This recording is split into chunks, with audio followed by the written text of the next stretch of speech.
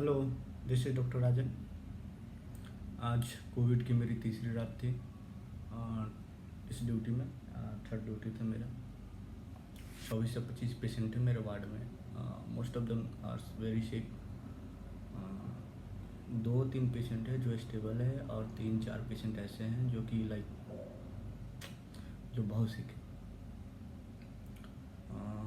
आई lost one patient last night, Kamaljeet Kaur.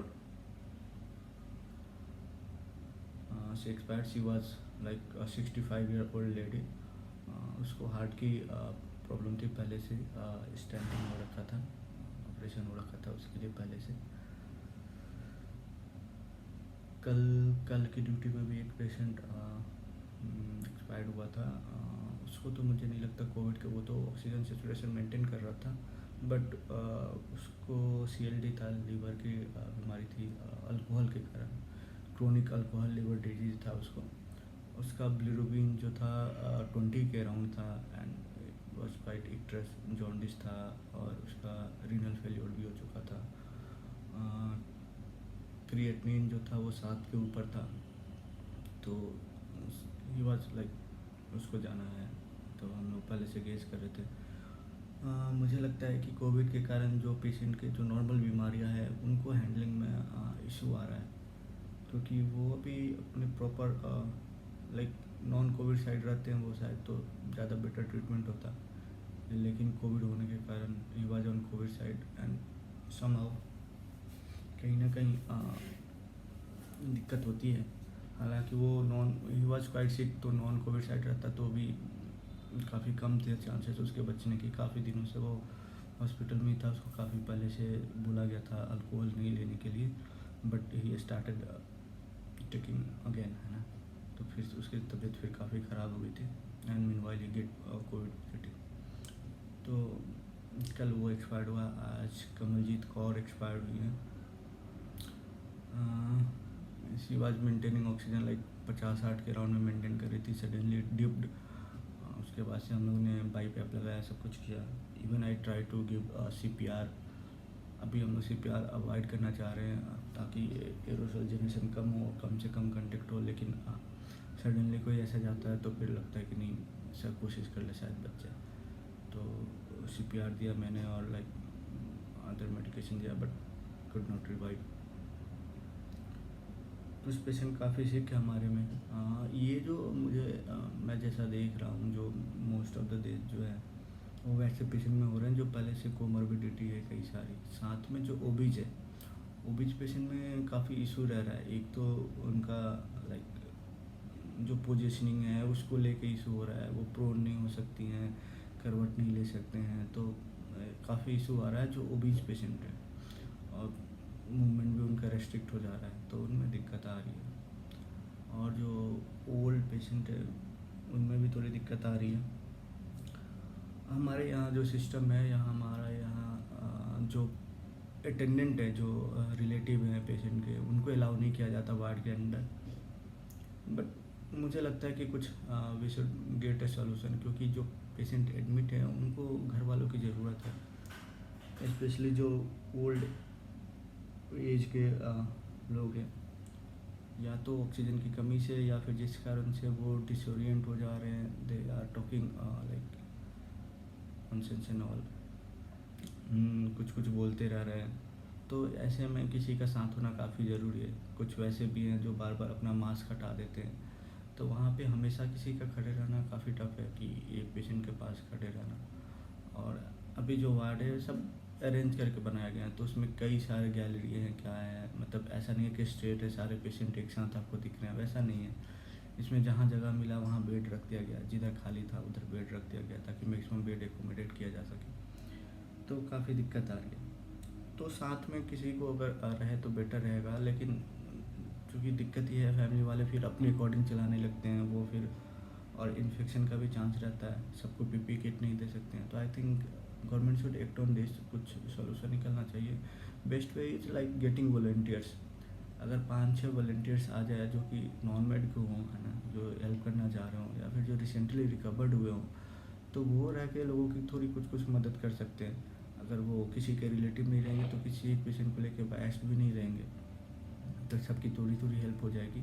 At least ये mask जो हटा दे रहे हैं उसको देख सकते हैं, या फिर किसी को भी लाइक जो डिसोरिएंटेड है उसको थोड़ा सा एक, एक बाबा है हमारे में, लाइक ही इज़ 90 अराउंड, तो ही इज़ क्वाइट एग्रेसिव, वो हाथ पैर चलाते रहते हैं। तो हम लोगों ने तो उसको मतलब लाइक टाई अप किया हुआ है, बट फिर भी जब भी पैर खुला हुआ है तो जब भी कोई आता है तो ही try to kick him with his leg and all. तो हमेशा वो एग्रेसिव रहते हैं। मैं जब जाता हूँ तो just he is bald, like उनके बाल अभी हैं, तो मैं जाके उनके सर पे 2 मिनट हाथ से सहलाता हूँ तो फिर वो शांत हो जाते हैं एंड वही टॉक लाइक हाँ ठीक है, बढ़िया से बात करते हैं थोड़ा बहुत। उनको लगता है कि कोई आ रहा है, कोई ऊपर से आ रहा है, कोई इधर से आ रहा है, कोई उनसे छीन रहा है, कुछ वैसे लगता है, तो इसलिए वो एग्रेसिव रहते हैं, शायद ऑक्सीजन की कमी से। और हम लोग वो ऑक्सीजन मेंटेन कर लेते हैं अगर उनको मास्क लग जाता है, बट वो मास्क लगाते नहीं हैं, तो हम लोग सिंपल नेजल प्रोंग जो होता है जो उस पर रखे हुए हैं। तो अगर लेकिन पॉसिबल नहीं कि हमेशा उस पेशेंट के पास में खड़ा रहूँ या फिर कोई एक बंदा खड़ा रहे, अगर वॉलंटियर्स रहते तो इन सब चीज़ों में थोड़ा हेल्प मिलता। तो दे शुड थिंक इस अभी इस वाला जो फेज है इसमें जो 4th ग्रेड के जो कर्मचारी है उनका काफ़ी इम्पोर्टेंट रोल है ना, and we should thank them, है ना।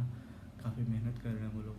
मतलब ये जो 25 पेशेंट हैं मेरे वार्ड में, उसमें से आप समझ लो 20 लोग ऐसे हैं, 20-22 लोग जो खुद से बैठ नहीं सकते हैं, टॉयलेट नहीं कर सकते हैं, तो काफ़ी मुश्किल है। दो हमारे में अटेंडेंट है, दो 12 घंटे के ओवर में 2 अटेंडेंट है, उनको सबको स्टूल पास करवाना होता है, टॉयलेट जब भी उनको होता है टॉयलेट कराना होता है, बैठना होता है, कपड़े चेंज करना होता है। मोस्ट ऑफ देम लाइक कि वो कपड़े गीले कर देते हैं, बोलते नहीं हैं, तो कपड़े चेंज करने रहते हैं, बेड चेंज करने रहते हैं। मीनवाइल कोई पेशेंट लाना होता है या फिर यहाँ से शिफ्ट करना होता है, कोई नेगेटिव हो गया या फिर थोड़ा स्टेबल होता है तो हम दूसरे वार्ड में शिफ्ट करते हैं, तो वहाँ करना रहता है। तो काफ़ी मुश्किल है, टाइम टेकिंग है ये सारी चीज़ें, और 2 लोग मेंटेन करते हैं, तो we should thank them a lot, है ना। कि कोई नहीं करता है कि आप, हम लोग में से कई लोग ऐसे होंगे जो माँ बाप का टॉयलेट कराना और साफ़ करना शायद ना करें, है ना, वो सबका करते हैं। वहाँ पे जो 20-22 लोग हैं सबका टॉयलेट कराते हैं, लैट्रिन कराते हैं, साफ़ करते हैं, सब कुछ उठाते बैठाते, खाना खिलाते हैं वो। तो we should be thankful to them. हमारे यहाँ जो कैटेगराइजेशन है वो है लाइक कि सिक पेशेंट जैसे जैसे होते जाते हैं उनको दूसरे वार्ड में शिफ्ट किया जाता है, लाइक कि ऐसा किया गया है ट्रायल्स के अनुसार। एक तरह से ठीक भी है कि ट्रीटमेंट के हिसाब से उनको रखा जाता है, ट्रीटमेंट यूनिफॉर्म रहेगा, बट कहीं ना कहीं मुझे लगता है कि पेशेंट जो है मिक्सड होना चाहिए। लाइक कि अगर बीच में दो सिक पेशेंट के बीच में 2-3 के बीच में कोई स्टेबल पेशेंट होता है जो कि he can walk, he can like बिना ऑक्सीजन के भी सपोर्ट कर ले, तो बड़ा हेल्प मिलता है ना। वो एक तो उनको भी थोड़ा काउंसिल कर देता है, उनको भी कभी कुछ इशू हो गया लाइक, तो ये इतने गैलरी है ना कि आप हर जगह खड़े नहीं हो सकते, तो कुछ हुआ तो दे इन्फॉर्म यू कि हाँ आप ये देखो, इनको देखो, तो थोड़ा सा हेल्प मिलता है। और मुझे लगता है कि मिक्सअप होने चाहिए, थोड़े से जो स्टेबल पेशेंट है वो भी साथ में होने चाहिए, क्योंकि सारे सिक पेशेंट सिक होते हैं। एक तो ये है कि पेशेंट एक डेथ होता है तो फिर सारे पैनिक कर जाते हैं और सबके सिचुएशन वगैरह सडन ड्रॉप करने लगते हैं एक तरह से, तो बड़ा दिक्कत होती है। आई थिंक इसमें जो आपका मेंटल स्थिति है वो भी काफ़ी इम्पोर्टेंट रोल प्ले कर रहा है। पेशेंट जो है पैनिक कर जा रहे हैं, वो डर जा रहे हैं, है ना, वो बार बार लाइक कुछ भी इधर उधर की बातें करने लग रहे हैं, या फिर कुछ भी होता है, मरने का डर जो है वो सबके अंदर में बैठ जाता है। और जब भी आसपास कोई डेथ करता है तो सडनली सबके जो ऑक्सीजन लेवल है वो ड्रिप करने लगते हैं। तो ये बड़ा स्थिति है, शायद हमेशा टच में रहे घर वाले या फिर वैसे जो भी नॉन टू है तो उनको हेल्प मिले इस चीज़ में। तो जिसके भी पेशेंट एडमिट है प्लीज़ कोशिश करिए कि संपर्क में रहे, फ़ोन या जैसे भी जितना भी पॉसिबल हो। होप कि जल्दी सब खत्म हो। काफ़ी बुरा फेज है, काफ़ी दिक्कत है ना। काफ़ी गंदा लगता है जब भी पेशेंट को एक्सपायर होता है। उम्मीद करते हैं कि जल्दी ये सब खत्म होगा। अपने ऑर्थो वार्ड में मैं ड्यूटी करूँगा, हड्डी साइड में। इधर तो पता नहीं कब तक ये चलेगा। चलिए, ऑल द बेस्ट, है ना। ठीक से रहिए, मास्क पहन के रहिए, और हैंड सैनिटाइजेशन, हैंड वॉश ज़रूर प्रैक्टिस करना। Mask is very important. ये लाइक कि एक सबसे मजबूत चीज़ है इसमें, कोविड में।